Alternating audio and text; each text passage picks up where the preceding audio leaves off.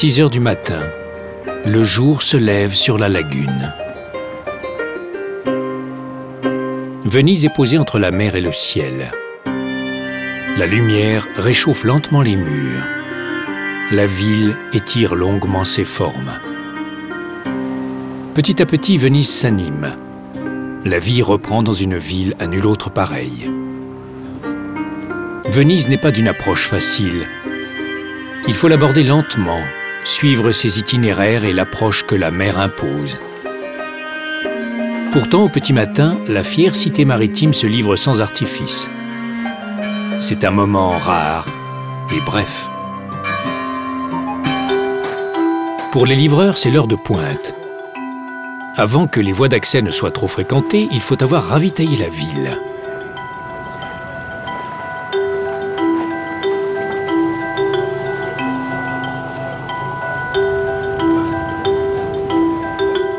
Il faut aussi avoir terminé l'enlèvement des ordures.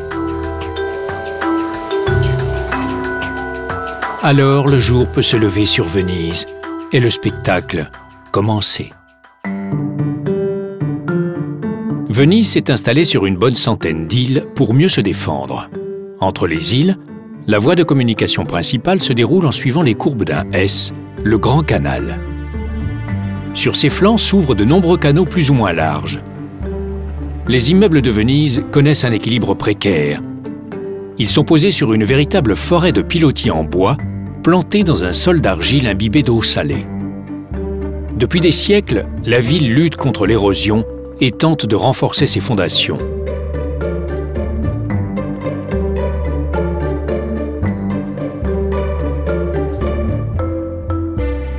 À l'origine, il n'y avait quasiment pas de pont à Venise, tout juste des passerelles en bois. Aujourd'hui, la ville compte plus de 400 ponts, aux matériaux et aux profils très différents. Qu'ils soient en métal, en béton ou encore en bois, les ponts assurent la cohésion urbaine. À Venise, rien de plus ordinaire qu'un pont. Certains pourtant sortent de l'ordinaire. Quelques-uns sont privés, d'autres ont conservé la forme originelle du pont vénitien, sans parapet.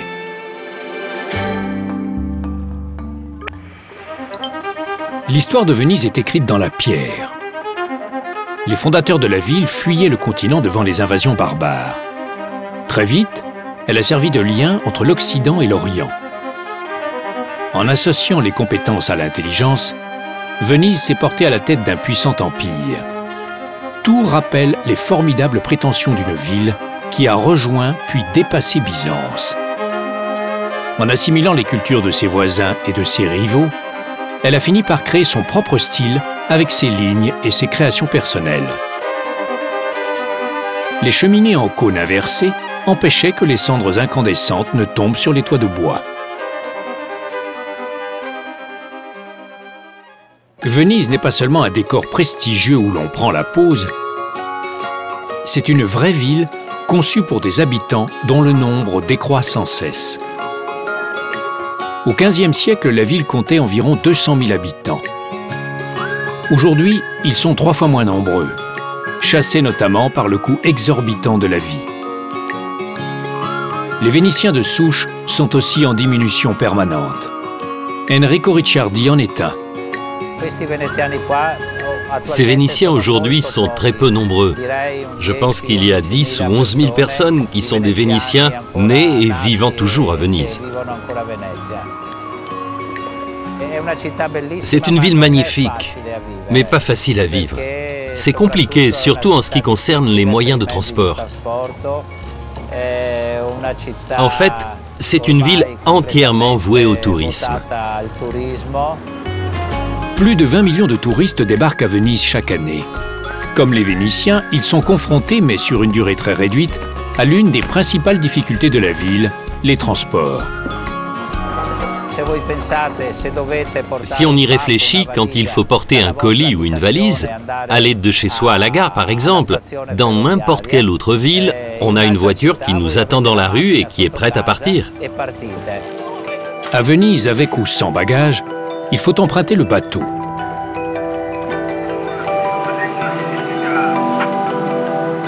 Sur la lagune, Une voie express est tracée au milieu des hauts fonds pour atteindre l'aéroport. Le bateau est aussi indispensable pour récupérer sa voiture au parking ou atteindre la gare.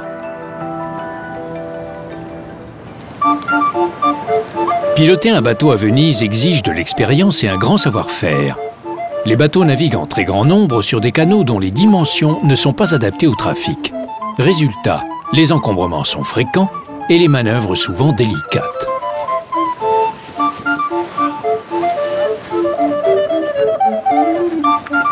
Posséder sa propre embarcation à Venise est un luxe. La principale difficulté, c'est de trouver un emplacement pour accoster. Rares sont les Vénitiens qui, comme Enrico, possèdent un garage.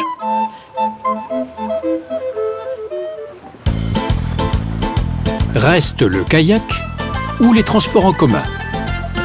Le vaporetto est une sorte de bus, le plus souvent bondé.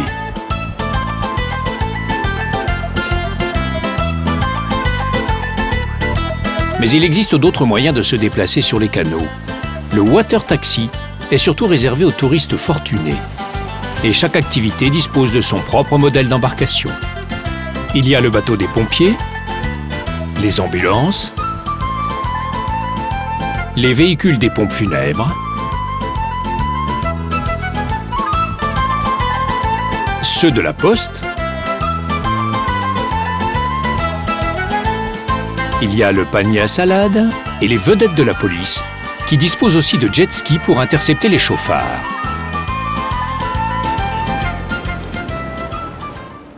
La vitesse est strictement limitée et la police dispose de radars pour la contrôler. Giordano Zuin. En ce moment, nous sommes en train de mesurer la vitesse des embarcations qui passent sur le Grand Canal, où les limitations en vigueur sont très précises, 7 km/h, 11 km/h pour les embarcations qui font du transport en commun. Malgré la peur du gendarme, il y a des infractions et donc des contraventions.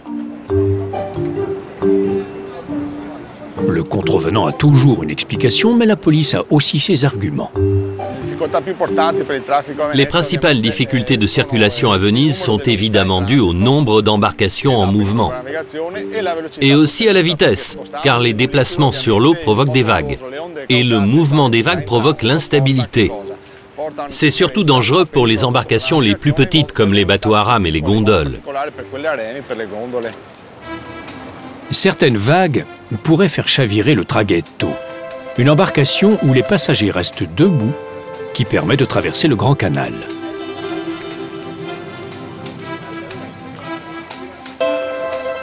La célèbre gondole est associée à l'image même de Venise. Sa présence est attestée depuis la fin du XIe siècle. La coque asymétrique à fond plat permet la propulsion avec une seule rame. Debout, le gondolier donne à la rame un mouvement en 3 temps. Il arrive que les gondoliers émettent des sons bizarres. Ohé, klaxon. Ohé, c'est le klaxon du gondolier. Les bateaux à moteur, c'est comme les voitures, ça fait bip bip bip bip. La gondole, elle fait ohé pour prévenir qu'elle arrive. La gondole a priorité sur les bateaux à moteur. Igor Vignotto est l'un des quelques 425 gondoliers vénitiens diplômés. Leurs compétences sont multiples. Souvent, les touristes nous demandent de chanter. Moi, ça me pose pas de problème, mais dans 90% des cas, les gondoliers n'ont pas envie de chanter. Alors si je chante, les autres gondoliers me disent « tais-toi ». Sinon, leurs clients leur demandent aussi de chanter. Jadis, les gondoles étaient richement décorées et peintes de couleurs vives. Mais les choses ont évolué. Les gondoles sont noires. La couleur est la même pour toutes les gondoles, suite à une loi de 1630 de la République de Venise. Par contre, à l'intérieur, chacun peut décorer à son goût.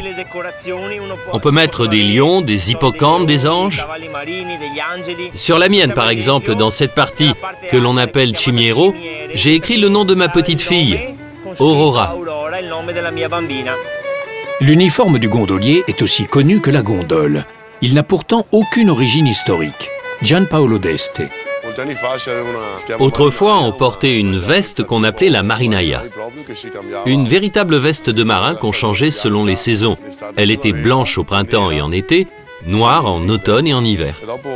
Ensuite, c'est en raison du tourisme qu'est né cet uniforme, qui est maintenant connu dans le monde entier. Alors pourquoi ne portez-vous pas toujours votre chapeau? Aujourd'hui, il y a du vent, alors le chapeau s'envole.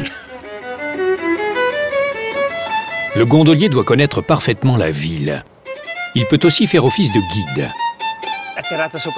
Cette terrasse sur le toit s'appelle Altana. C'est une particularité des années 1700. À cette époque-là, les femmes s'éclaircissaient les cheveux couleur blond vénitien en les exposant au soleil. Elles faisaient cela justement sur ces terrasses, les altanées. La durée de vie d'une gondole, c'est en moyenne 20 à 30 ans. Cela dépend de la manière dont le gondolier l'entretient. Il y a encore 5 ateliers de fabrication de gondoles que l'on appelle les squeri.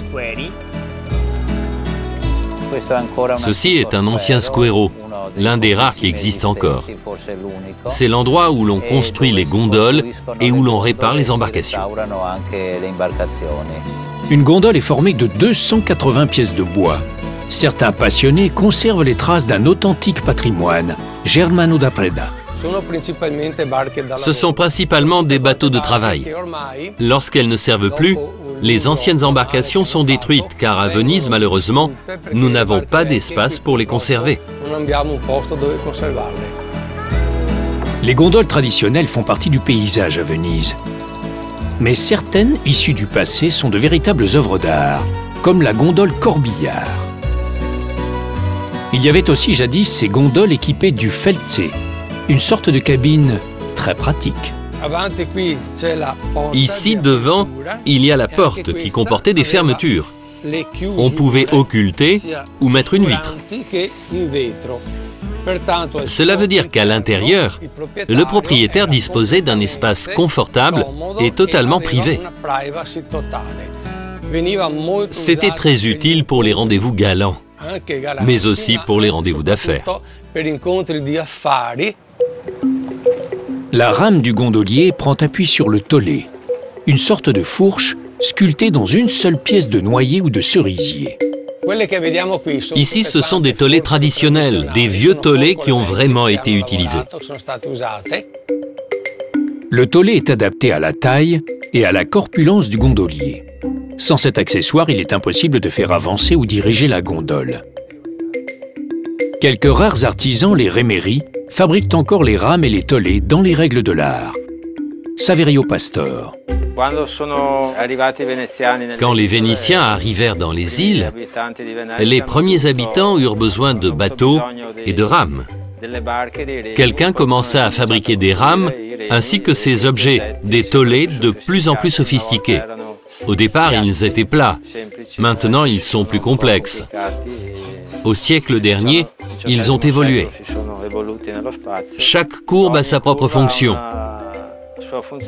Ici pour le départ, ici pour progresser doucement, avec un seul rameur, plusieurs rameurs, accostés à droite, accostés à gauche, faire marche arrière.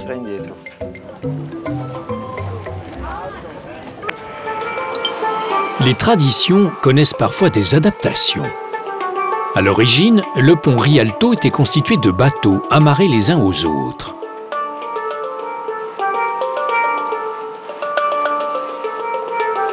Le Rialto fut construit à la fin du XVIe siècle et fut longtemps le seul pont à franchir le Grand Canal. Son élévation permet le passage de gros bateaux. Il remplaça un pont de bois où des marchands avaient l'habitude de se retrouver dès le Moyen Âge.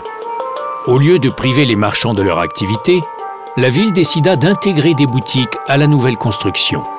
Une question de gros sous car la cité ne voulait pas indemniser les commerçants lésés. Le quartier fut rapidement habité parce que la rive était nettement plus haute que l'eau, d'où le nom Rialto, rive haute.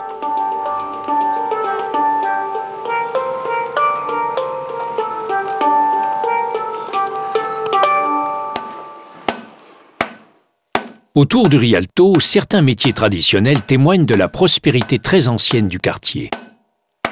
Le maillet s'abat sur une pochette de cuir posée sur le marbre. Ce sont les instruments de travail du batteur d'or qui réduit le métal en feuilles d'une finesse extrême.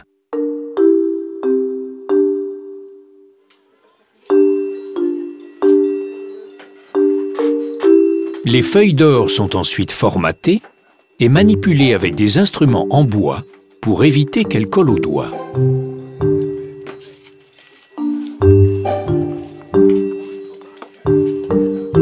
Un travail d'une infinie délicatesse sur un matériau presque aussi léger que l'air. Les feuilles d'or sont utilisées entre autres par les relieurs de livres, les céramistes, les ébénistes, les encadreurs et les joailliers. Une autre tradition artisanale est à l'origine du ghetto. Depuis le XVIe siècle, c'est le quartier de Venise où sont installés les Juifs. Le mot ghetto veut dire fonderie en vénitien, et le terme a été adopté partout. Il a fallu construire en hauteur car le territoire dévolu à leur quartier était exigu. À cause du manque d'espace, la communauté juive de Venise n'a jamais pu se développer.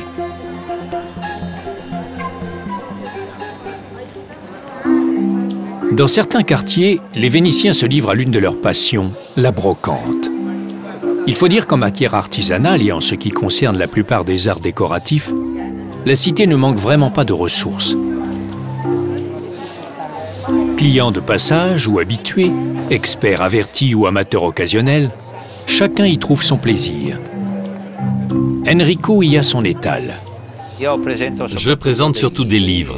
J'en ai beaucoup sur Venise, des livres anciens. Mais j'ai aussi d'autres genres de livres. J'en ai aussi en anglais, en français. Ça, ce sont des pochoirs. L'auteur s'appelle Brunelleschi, grand peintre des années 30-50. Ils sont tirés d'un livre de Casanova. Ils sont tous d'inspiration très érotique, à l'italienne et aussi un peu à la française. Ils sont très sympathiques sans être vulgaires. Dans un environnement très particulier, l'approvisionnement de Venise a toujours été une question stratégique. C'est pourquoi le marché du Rialto prend toute son importance. Plusieurs marchés y sont rassemblés. Au marché de l'Herbaria, on trouve les fruits et légumes de toute nature. Mais tous sont importés, y compris les produits que l'on se procure facilement en Italie. Tout cela a forcément une incidence sur les prix, notamment des fonds d'artichaut. À l'emplacement d'un palais rasé parce que ses propriétaires avaient comploté contre la ville, on a installé la Pescaria, le marché aux poissons.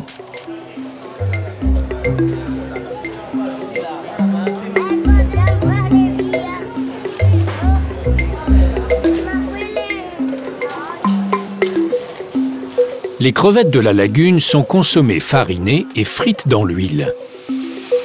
Surtout en hiver, on mange les schier, des crevettes, grises quand elles sont cuites, en les mélangeant souvent avec des poulpes et des calamars minuscules.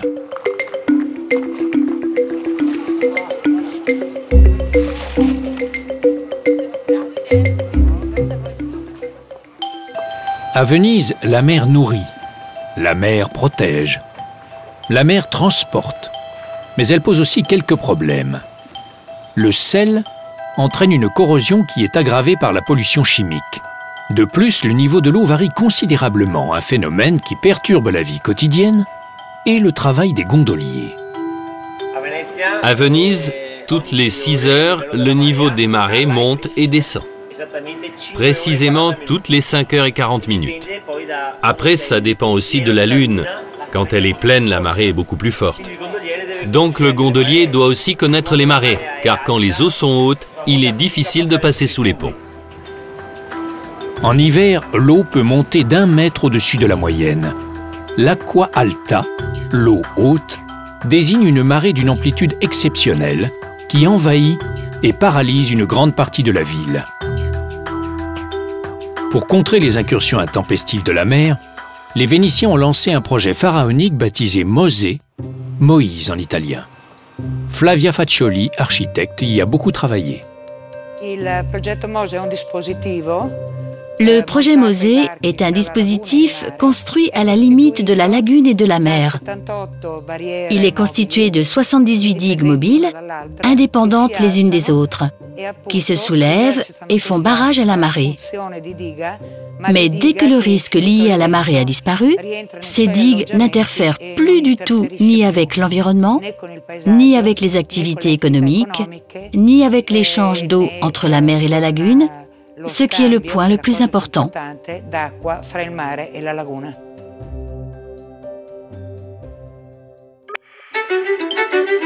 Malgré la mer qui la menace depuis des siècles, la célèbre place Saint-Marc est toujours là, au point le plus bas de la ville.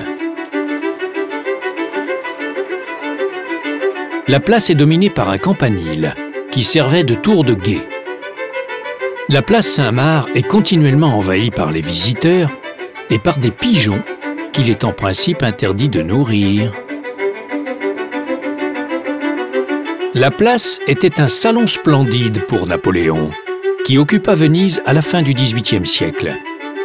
À l'époque, le café Florian, un chef-d'œuvre d'élégance, existait déjà.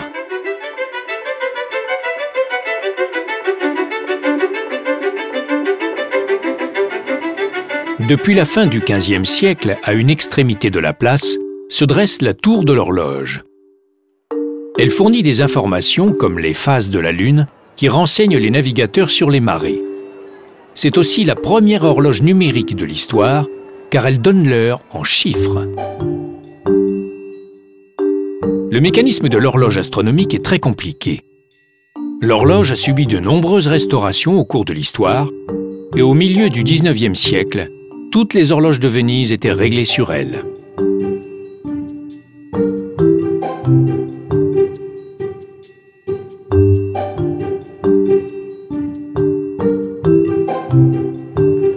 Au sommet de la tour, deux statues frappent une cloche. On les considère comme des morts en raison de la couleur très foncée de leur bronze. À côté, la foule se presse devant la basilique Saint-Marc. Par son plan et ses ornements, l'édifice fait penser à une église byzantine.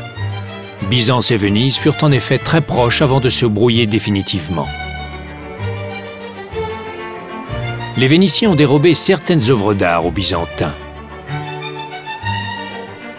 C'est le cas par exemple de très anciennes statues en porphyre rouge, une pierre très dure.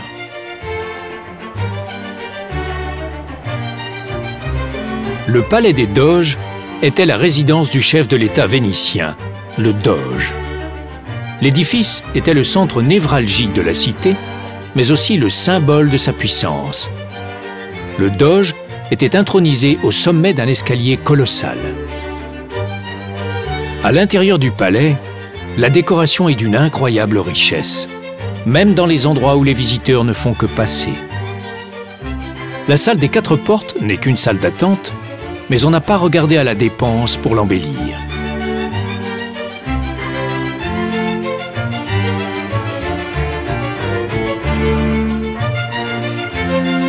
Certaines fresques des plafonds, divisées en caissons, ont été réalisées par le Tintoret, l'un des plus célèbres peintres vénitiens de la Renaissance. Véronèse, un autre géant de la peinture vénitienne, a aussi participé aux travaux. Des plafonds jusqu'au sol en mosaïque de marbre, tout rend hommage à une ville puissante qu'on appelait Sérénissime pour son inébranlable sérénité.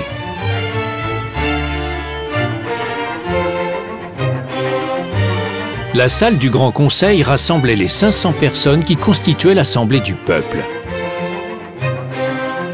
Ce n'était pas vraiment une assemblée démocratique, car l'accès était réservé aux notables. La salle, qui s'étend sur plus de 50 mètres de long, est magnifiquement décorée. Le Triomphe de Venise est un tableau de Véronèse qui représente la bataille navale de Lépante, où les Ottomans subirent une cuisante défaite. La toute-puissance militaire de Venise est suggérée dans l'armurerie. Pour mener le combat à distance ou se lancer dans un combat rapproché, elle réunit une impressionnante collection d'armes du XVe et du XVIe siècle. Une curiosité, l'armure de guerre du roi français Henri IV, offerte à Venise par le monarque. À l'opposé du luxe, les sous-sols du palais des Doges abritent une prison humide et insalubre.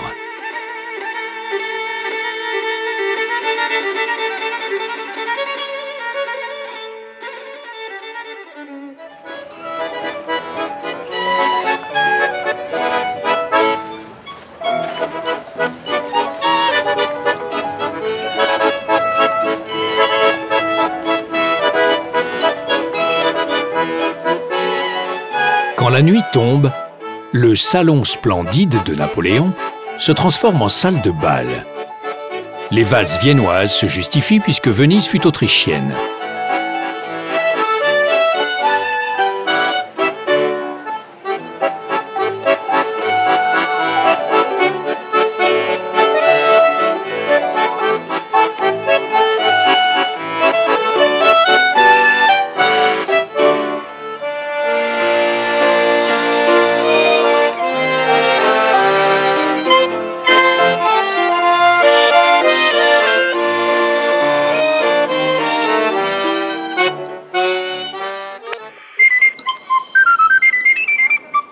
En février-mars, d'étranges personnages font leur apparition et se mêlent à la foule des visiteurs.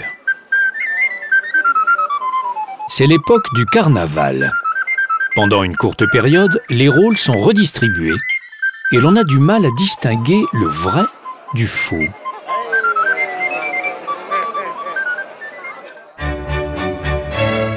Venise devient une vaste scène de théâtre.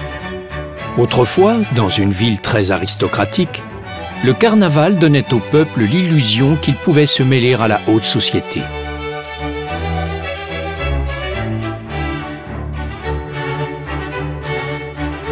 En sens inverse, les nobles y trouvaient l'occasion de côtoyer la population.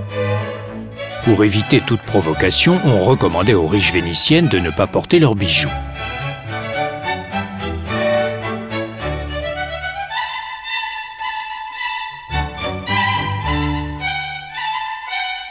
Aujourd'hui, les festivités durent une dizaine de jours. Jadis, elles s'étalaient sur la moitié de l'année. Le carnaval a trouvé un second souffle à Venise dans les années 1980, après avoir été supprimé par Napoléon à la fin du XVIIIe siècle. Le masque était à Venise la meilleure façon d'oublier les barrières sociales. C'était la garantie de se divertir et de s'exprimer librement sans se soucier des conséquences. On pouvait endosser n'importe quel costume à condition d'être à la hauteur de son rôle. Pas question de tourner en dérision les habits d'un personnage important. Stefano Niccolao est réputé pour la qualité des costumes qu'il fabrique. Pour les clients individuels, par exemple, à l'occasion du carnaval, j'interviens aussi en tant que conseil pour voir, selon la personnalité du client, quel costume lui convient le mieux. Les sources d'inspiration des costumes sont nombreuses. Il y a deux catégories. D'une part, les costumes liés à l'imagination, correspondant à l'image que l'on se fait de Venise. D'autre part, il y a les costumes plus traditionnels, historiques, liés à l'ancienne tradition du carnaval vénitien. Par exemple, la baota, les costumes de la Commedia dell'arte. Les costumes de carnaval dissimulent les catégories sociales, mais ils révèlent une activité florissante, un étonnant sens du détail. Ici, on est dans l'atelier d'accouchement, si l'on peut dire, où l'on crée les costumes. Une petite sélection de costumes comme celui-ci peuvent être loués.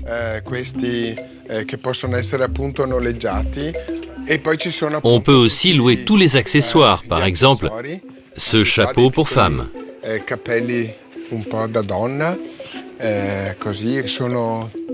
On a aussi les costumes de Casanova.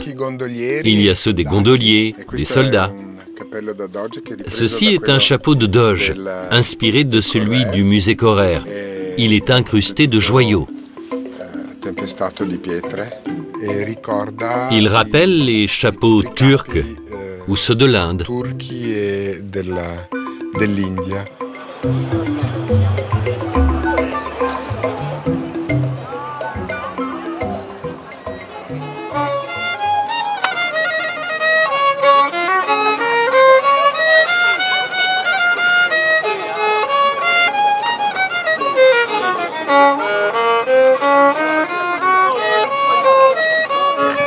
Il y a des costumes pour tout le monde.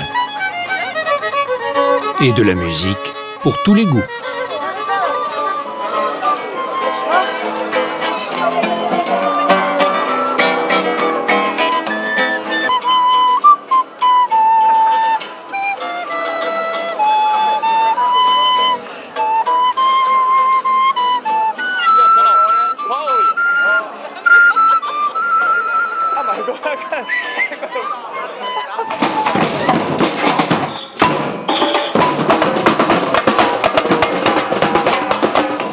Venise peut vibrer sur des sonorités tropicales.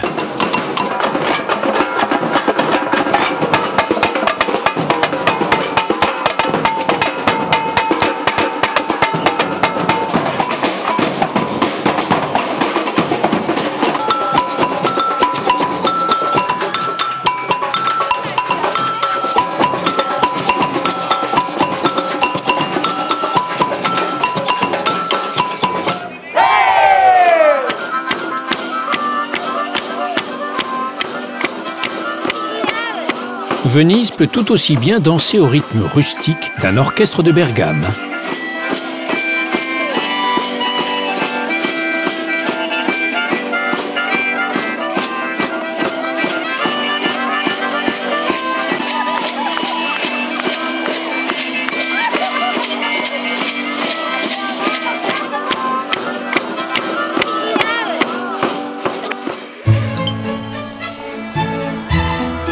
Venise a toujours su accueillir et retenir les artistes au long de son histoire. À tous les domaines de la création, la ville a donné un cadre d'exception. En ce qui concerne l'art lyrique, le théâtre de la Fenice est incontournable. La Fenice fut créée à la fin du XVIIIe siècle. Et la musique de Verdi ou de Rossini y résonne encore.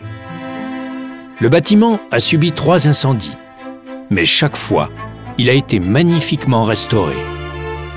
C'est d'ailleurs l'origine de son nom. Fenice signifie phénix, l'oiseau légendaire qui renaît de ses cendres.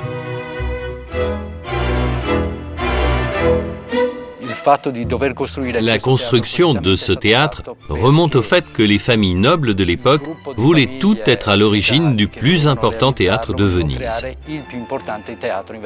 Il y avait une forte émulation, et avec ce projet, effectivement, on a construit la plus grande scène de Venise.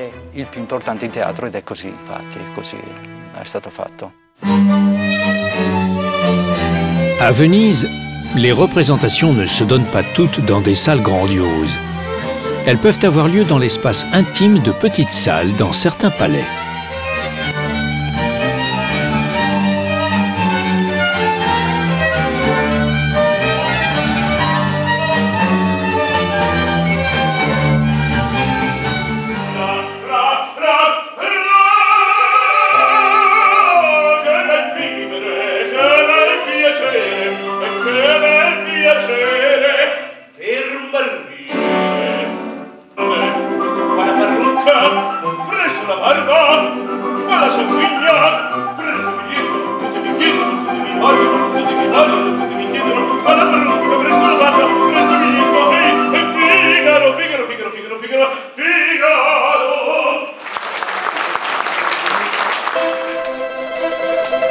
À Venise, les références à la création artistique sont partout, et notamment dans l'architecture.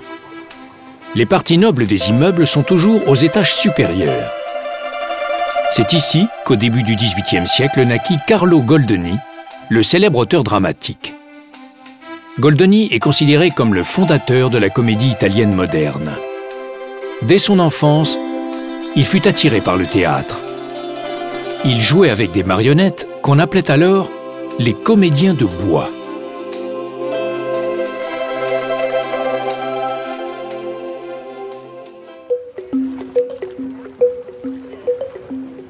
Pour les artistes, Venise est une vaste source d'inspiration.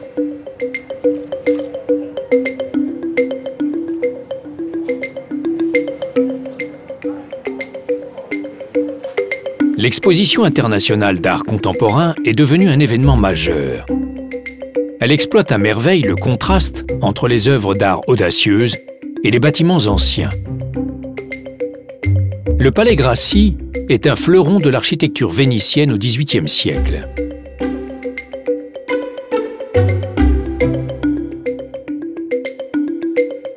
Les plafonds à caissons sculptés et dorés n'ont pas été dénaturés par les installations techniques. Les travaux ont été financés par l'homme d'affaires français François Pinault. Il y expose une partie de ses collections.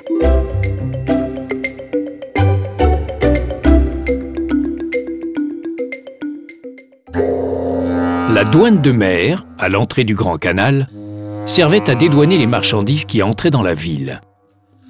Les immenses entrepôts ont été réhabilités pour exploiter leur volume. Les bâtiments ont été restaurés par le même mécène que le Palais Grassi et par le même architecte, Taddeo Ando.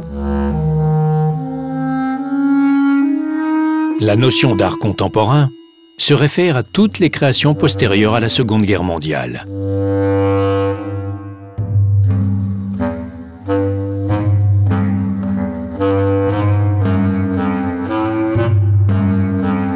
L'art contemporain bouleverse beaucoup de conventions esthétiques. Ainsi, les matériaux utilisés sont inhabituels et les proportions déconcertent. Ce qui n'empêche pas les coups de cœur.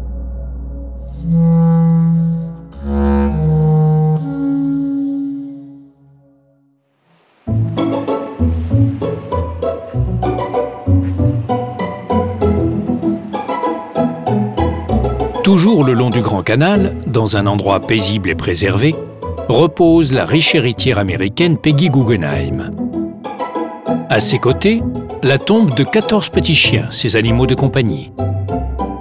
Elle a vécu ici les 30 dernières années d'une vie exceptionnelle, entièrement consacrée à une collection légendaire. On raconte qu'à une époque, elle achetait une œuvre d'art par jour, et pas des moindres. Peggy Guggenheim fut en effet pendant longtemps le principal soutien d'un grand peintre abstrait, l'Américain Jackson Pollock, désormais l'un des plus cotés.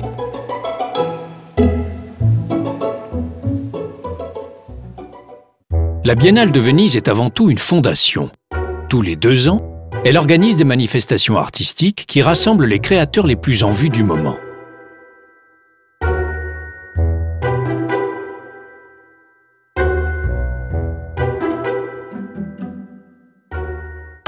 Dans les giardini, les jardins, plusieurs pavillons accueillent les artistes de différents pays.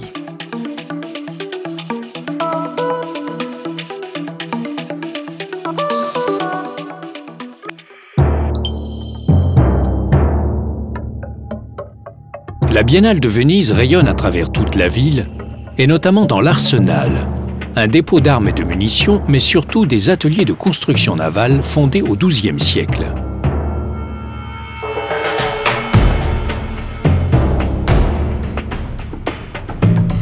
L'Arsenal est encore aujourd'hui en partie un domaine militaire. Cependant, depuis la fin des années 1990, la marine italienne permet l'utilisation de certains bâtiments pour la Biennale d'architecture.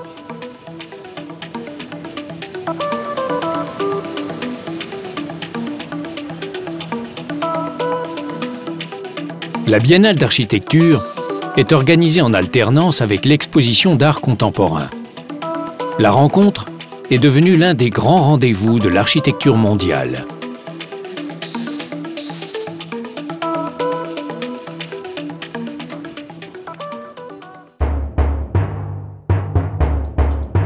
Toute la puissance militaire de Venise reposait sur l'Arsenal. L'organisation et le rendement étaient remarquables, à tel point qu'un bateau sortait chaque jour des chantiers navals. Un musée réunit des maquettes surprenantes comme celle du bus Centaure, une galère d'apparat dans laquelle on célébrait le mariage de Venise avec la mer. Napoléon fit incendier le fastueux navire afin de récupérer l'or dont il était couvert.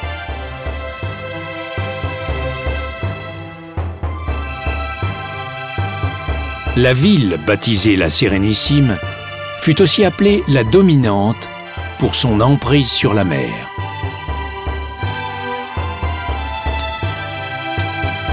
Les bateaux sont forcément toujours nombreux autour de l'arsenal. Mais ce jour-là, certains se font remarquer par leur allure et leur décoration. Un événement d'envergure se prépare.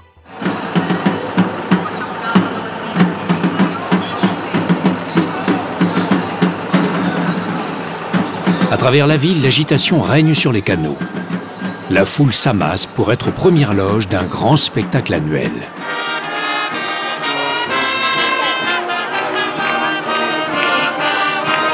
La Regatta Storica, la régate historique, existe depuis la fin du XVe siècle. C'est l'un des événements les plus populaires de Venise.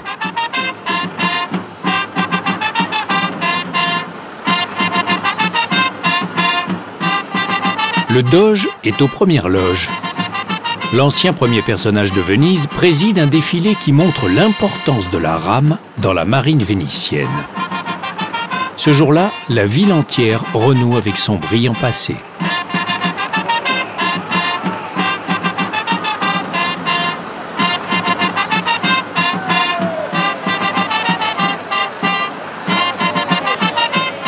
Les bateaux sont nombreux à sillonner le Grand Canal. Et comme il ne faut surtout pas gêner la circulation, les carabiniers veillent.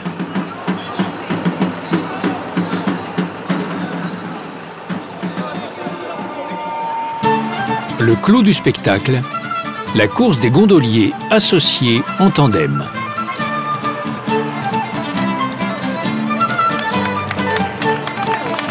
Les origines de l'épreuve se perdent dans l'histoire.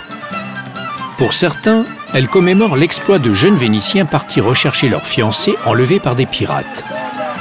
Pour d'autres, elle fait allusion aux pêcheurs et aux gondoliers qui luttent pour arriver les premiers aux meilleurs sites.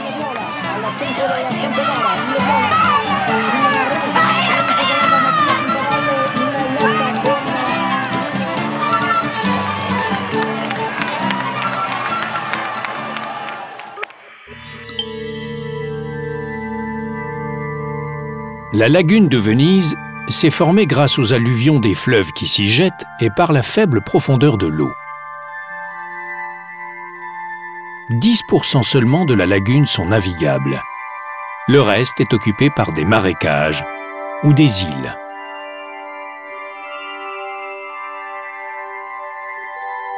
Les îles ont permis à Venise de délocaliser certaines activités. Au XIXe siècle, après avoir été une prison, San Michele est devenue une île cimetière. Auparavant, les défunts étaient enterrés dans la ville à proximité des églises.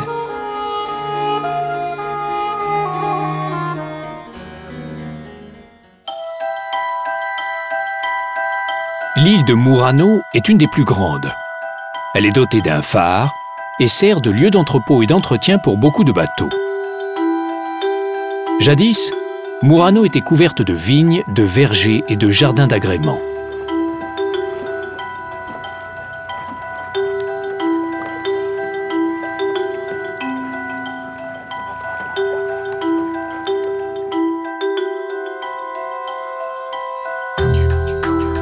Le nom de Murano a fait le tour du monde grâce à la fabrication du verre. Parce que Venise craignait par-dessus tout les incendies, la ville décida le transfert de cette industrie à Murano dès la fin du XIIIe siècle. Depuis, les gestes des souffleurs de verre n'ont pas changé et les secrets de fabrication ont été jalousement conservés.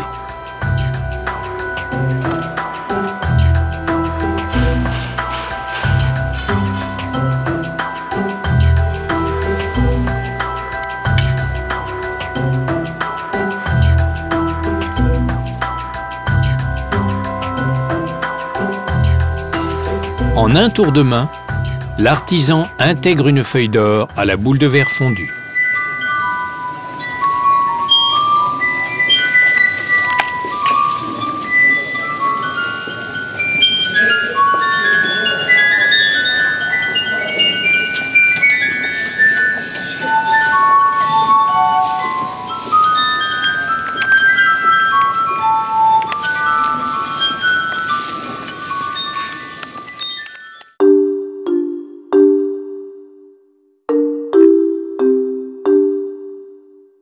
Plus éloignée, l'île de Burano est reconnaissable par ses maisons peintes de couleurs vives et son campanile incliné.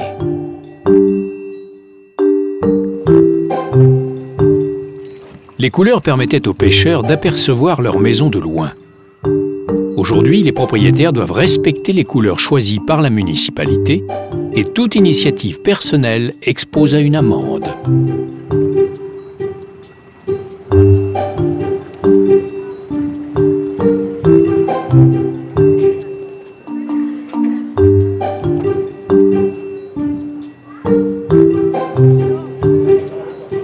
Burano doit sa réputation à ses couleurs, mais aussi à une tradition qui se perpétue depuis le XVIe siècle, la dentelle à l'aiguille. Une technique qui a valu à l'île une gloire internationale. Même à la cour de Louis XIV, la dentelle de Burano était connue et appréciée. Les créations sont tellement complexes que certains comparent leur finesse à celle d'une toile d'araignée.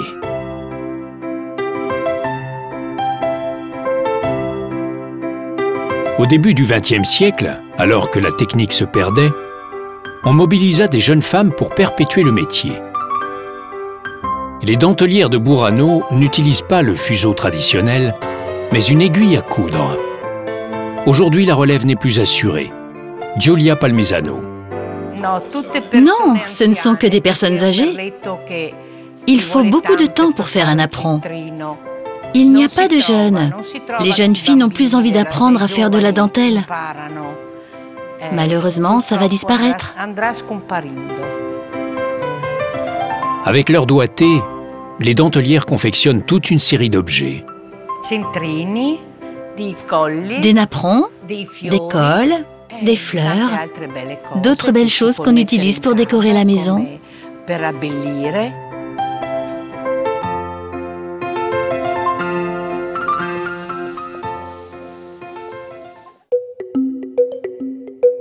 L'île du Lido s'allonge sur une douzaine de kilomètres entre la lagune et la mer. Le long cordon protège Venise, mais incomplètement. L'île du Lido est très résidentielle. Elle semble avoir traversé le temps sans subir d'outrage.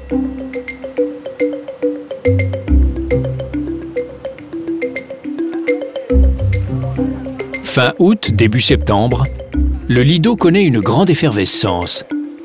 Les visiteurs affluent du monde entier pour la Mostra, le plus ancien festival de cinéma au monde. La première édition remonte à 1932. C'est à la suite du succès de cette manifestation que le Festival de Cannes fut créé pour lui faire concurrence. L'attribution de la récompense suprême, le Lion d'Or, est le sommet de la Mostra. Un événement planétaire à la hauteur du cinéma italien et des artistes qui ont été honorés et récompensés ici.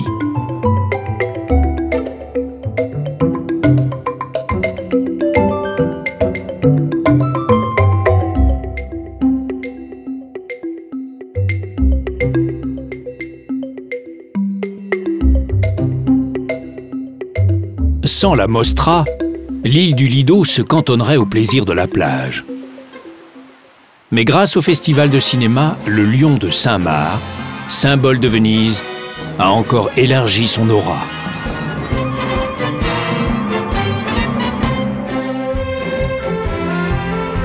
Les gloires éphémères se succèdent sous la lumière artificielle.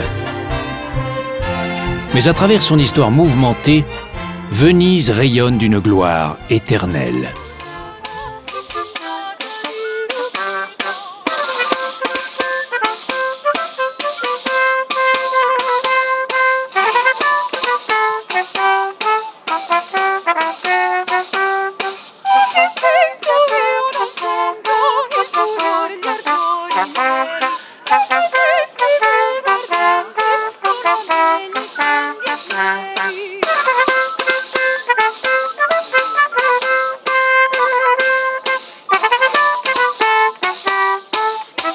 L'eau et la terre se sont unis pour faire d'une ville improbable une réalité tangible.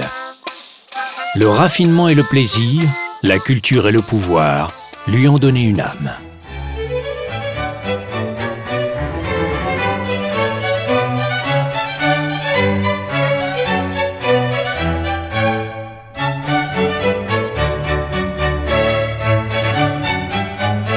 Venise et ses îles recèlent d'innombrables trésors. Un véritable trésor d'îles.